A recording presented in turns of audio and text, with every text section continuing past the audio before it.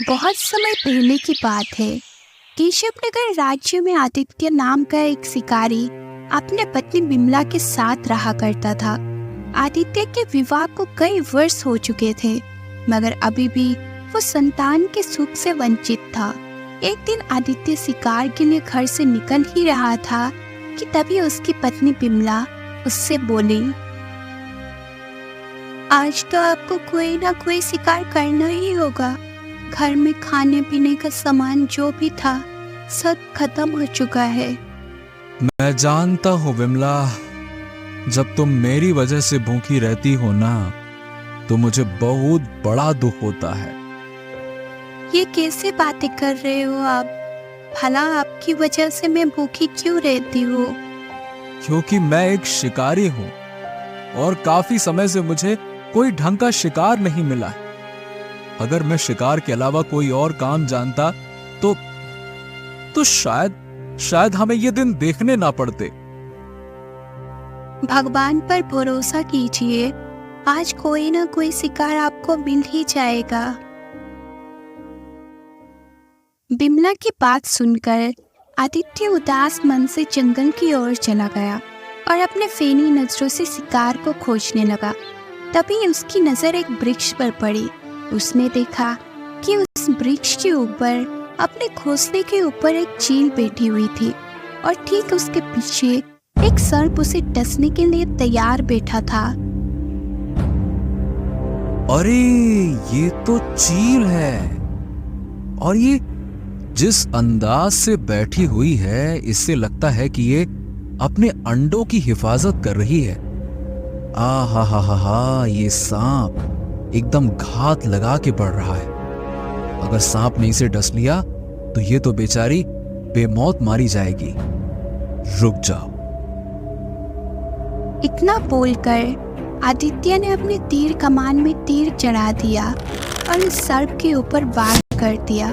कुछ ही देर में सर्प घायल होकर नीचे गिर गया और तड़प तड़प कर मर गया।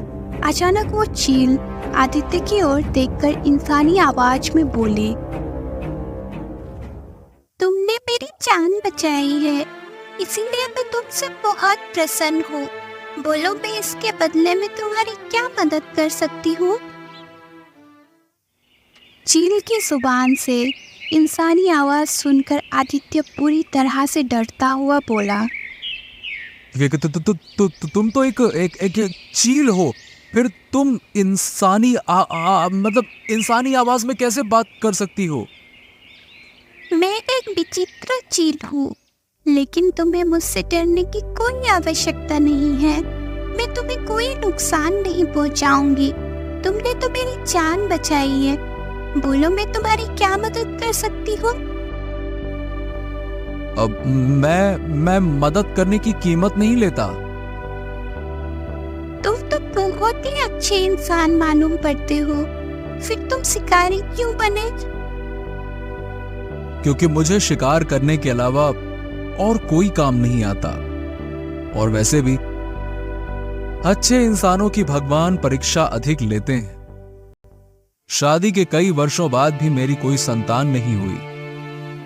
अगर मेरी कोई संतान होती तो मुझे शिकार करने की जरूरत नहीं पड़ती। मैं एक मायावी चील हूँ, मेरी बात ध्यान से सुनो। तुम मेरे घोंसले पर जो 2 अंडे देख रहे हो, ये कोई मामूली अंडे नहीं, बल्कि विचित्र जादुई अंडे हैं। तुम इन दोनों अंडों को अपने घर ले जाओ। एक अंडे से एक गरीब पुत्र जन्म लेगा जो सच्चाई का देवता होगा, और दूसरा अंडे से एक राजकुमार जन्म लेगा जो वीरों का वीर, बड़े दिलवाना होगा।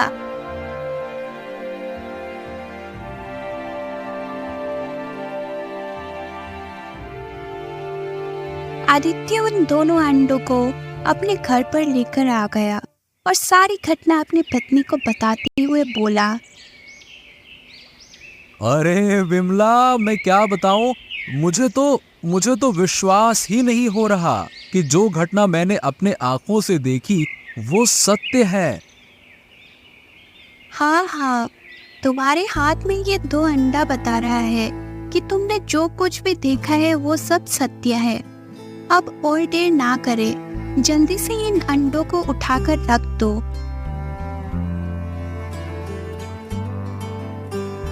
आदित्य ने जैसे ही वो अंडे रखे, अचानक अंडों का आकार बड़ा होने लग गया और दोनों अंडे फूट गए। अंडों के फूटते ही दो शिशुओं की किंकारियां आदित्य और बिमला के कानों में गूंजने लगी। इसका मतलब वो मायावी चील सही बोल रही थी। ये दोनों अंडे तो वाकई चमत्कारी निकले। इतना बोलकर बिमला ने अंडों से दोनों बच्चों को उठा लिया और आदित्य से बोली, ये दोनों बच्चे तो बहुत ही सुंदर है। हाँ बिमला, ये दोनों बड़े ही प्यारे बच्चे हैं। और ले ले ले ले ले ले ले देखो तो सही कितने प्यारे हैं। और हाँ, आज से ये हमारे ही पुत्र हैं।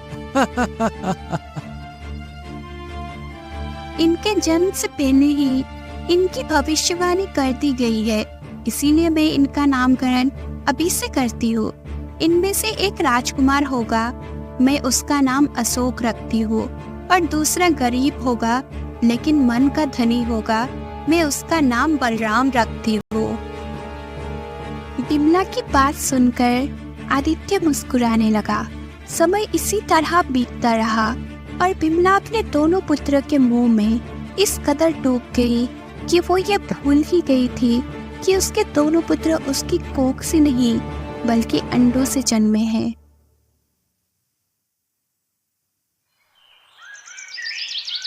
ऐसे ही 20 वर्ष बीत गए। अशोक और बलराम 20 वर्ष के हो चुके थे। वो दोनों भाई अब आदित्य के साथ खेतों में उसका हाथ बटाते थे।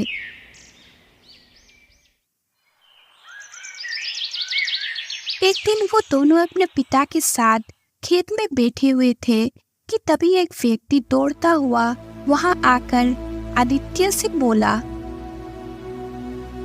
अरे आदित्य, हाँ आदित्य, अरे अरे तुमने कुछ सुना क्या भाई? अरे रुको रुको रुको, क्या हो गया? तुम इतने घबराए हुए क्यों हो? अरे सारे केशव नगर में भय का माहौल छाया हुआ है भाई। अरे जब से तांत्रिक ने महाराज विक्रम की पुत्री का अपहरण करने की धमकी दी है ना, अरे क्या बताऊं, अरे पूरे राज्य में सैनिक तैनात कर दिए गए हैं। अरे रे रे रे रे, ये राजा विक्रम भी ना, इसको तांत्रिका जादूगरनी से बिल्कुल नहीं उलझना चाहिए था। उसके बारे में तो सभी जानते हैं कि वो काली विद्या की रानी है।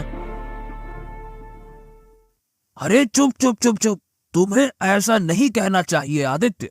अरे तुम जानते हो ये तंत्रिका ने कितने मासूम और निर्दोष लोगों का खून पिया है। हाँ बात तो सही है, लेकिन ये तुम भी अच्छी तरह से जानते हो कि तंत्रिका का मुकाबला बड़े से बड़ा साधु भी नहीं कर सका।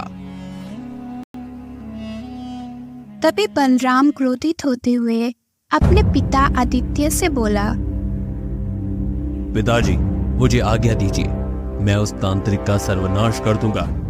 जब भी मैं किसी पर अत्याचार होते हुए देखता हूं तो मेरा खून खौल उठता है, और फिर तांत्रिक तो एक बहुत बड़ा अत्याचारी है।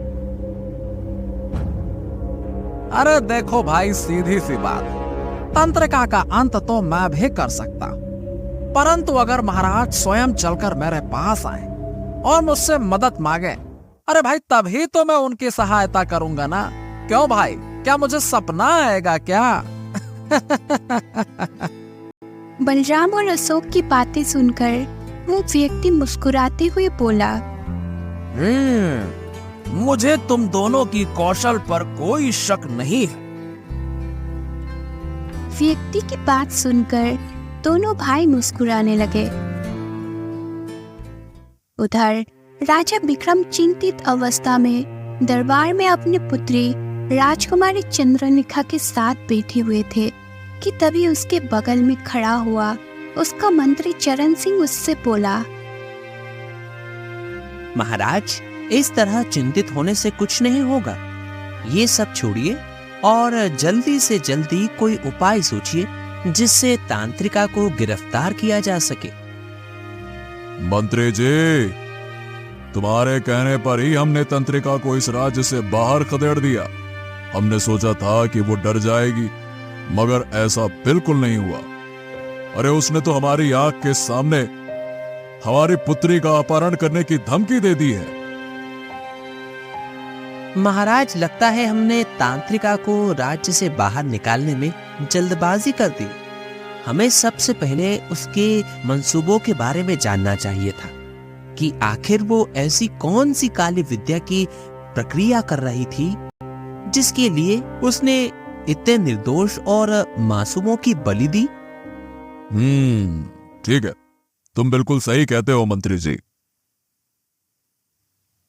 पिताजी, अब तो सभी साधुओं ने भी मदद करने से इनकार कर दिया।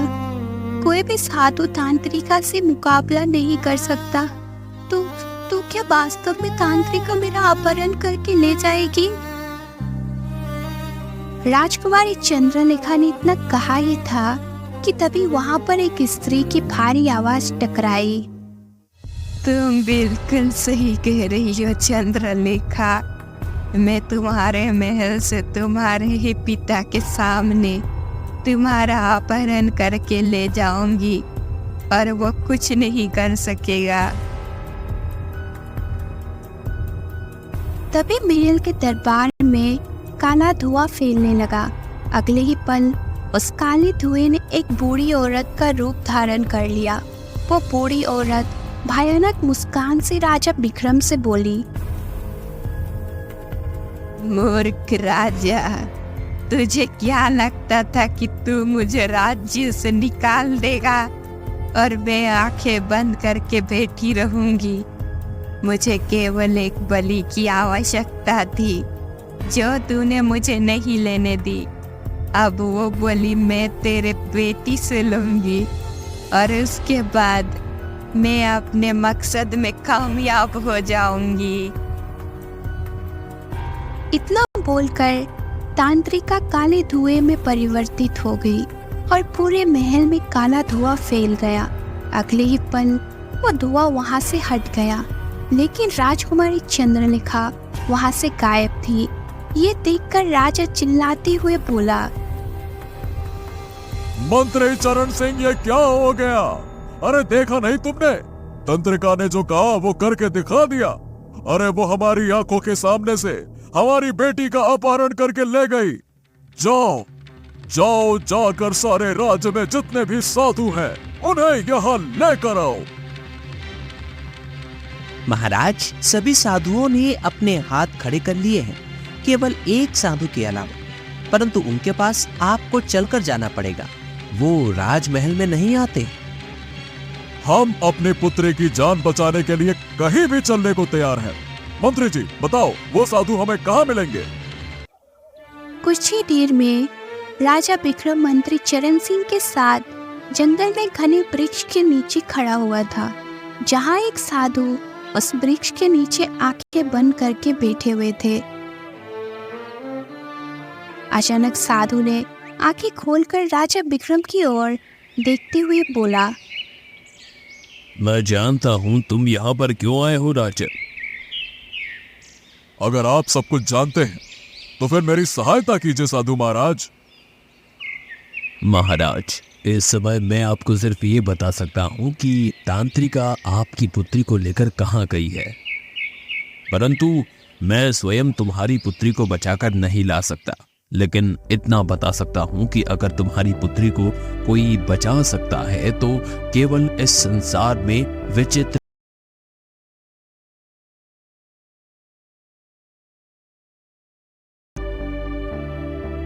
ये सुनकर राजा विक्रम बुरी तरह से चौंकता हुआ बोला,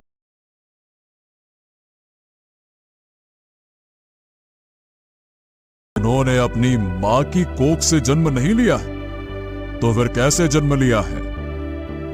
ये जानने का अभी तुम्हारे लिए समय नहीं है महाराज। जाओ, जाकर ये ऐलान कर दो कि अगर कोई भी व्यक्ति तुम्हारी पुत्री को तांत्रिका के चंगुल से छुड़ाकर लेकर आएगा तो तुम उस वीर से अपनी पुत्री का विवाह कर दोगे। मैं जानता हूं कि संसार में केवल वो 2 युवक हैं जो तांत्रिका से नहीं डरते। वे दोनों तुम्हारी पुत्री को उसके चंगुल से छुड़ाकर जरूर लेकर आएंगे। उसके बाद तुम उन दोनों में से किसी एक से अपनी पुत्री का विवाह कर देना। अब ज्यादा सवाल मत पूछना महाराज, क्योंकि समय बहुत कम है। साधु का आदेश सुनते ही राजा विक्रम अपने मंत्री चरण सिंह के साथ अपने महल पहुंच गया और उसने सारे राज्य में वही ऐलान करवा दिया जो साधु महाराज ने कहा था। ऐलान सुनकर अशोक अपना घोड़ा लेकर कहीं जाने की तैयारी करने लगा कि तभी उसका भाई बलराम आकर उससे बोला, अशोक, तुम कहाँ जा रहे हो? अरे क्या तुमने सुना नहीं? महाराज विक्रम ने ऐलान किया है कि जो कोई भी उनकी पुत्री को तंत्रिका के चंगुल से आजाद कर देगा वो उसका विवाह उस व्यक्ति से कर देंगे। मैं राजकुमारी चंद्रलेखा को तंत्रिका के चंगुल से आजाद कराकर उससे विवाह करूंगा। तभी वहां पर आदित्य और बिमला आ पहुंचे। लेकिन बेटा, ये तंत्रिका तो बहुत ही ज्यादा खतरनाक है। अब चाहे जितनी भी खतरनाक हो, मुझे उससे डर नहीं लगता। तुम अकेले नहीं जाओगे, मैं भी तुम्हारे साथ चलूंगा। देखो भाई, अगर तुम भी मेरे साथ चलोगे तो राजकुमारी चंद्रलेखा को बचाने में हम दोनों दावेदार हो जाएंगे। फिर तो राजकुमारी चंद्रलेखा को हम दोनों में से किसी एक को ही चुनना होगा। नहीं भाई, मुझे चंद्रलेखा से विवाह नहीं करना। मैं तो बस तुम्हारी मदद करने के लिए तुम्हारे साथ चलना चाहता हूँ, और मुझे तांत्रिका को मारकर बहुत ही ज्यादा प्रसन्नता होगी, क्योंकि उसने बहुत से गरीब और निर्दोष लोगों की बेवजह जानें ली है। कुछ ही देर में दोनों भाई वहां से चले गए। उन दोनों को जाते हुए देख बिमला आदित्य से बोली, कैसे पिता है आप? आपने दोनों बेटे को रोका क्यों नहीं? आप जानते हैं कि तांत्रिका कितनी खतरनाक है। अगर मेरे दोनों बेटे को कुछ हो गया तो मेरा क्या होगा? शायद तुम भूल गई हो बिमला कि हमें ये दोनों पुत्र कैसे प्राप्त हुए थे। अब हमारे दोनों पुत्र अपनी अपनी मंजिल की ओर बढ़ चुके हैं। अब आगे क्या होगा ये तो भाग्य ही बता सकता है।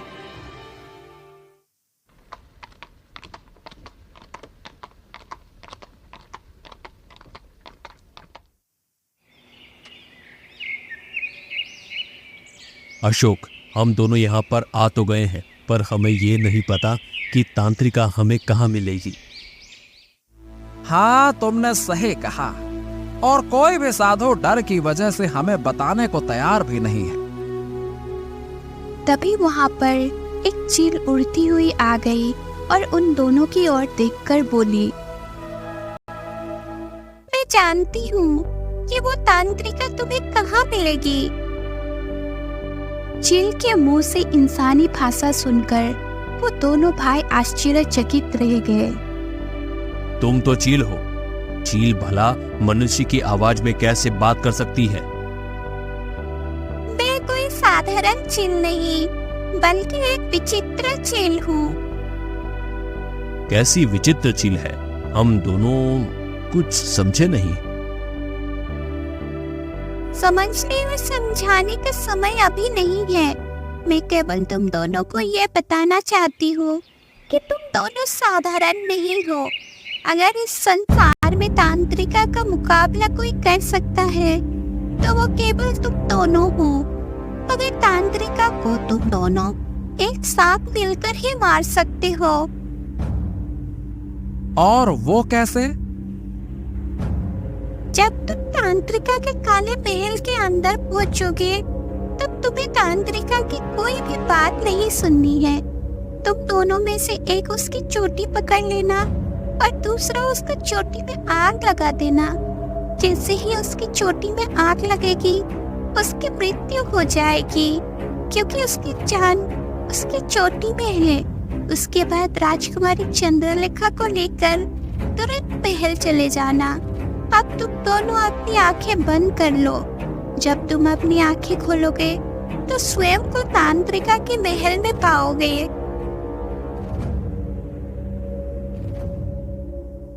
उन दोनों भाइयों ने अपनी आंखें बंद कर ली।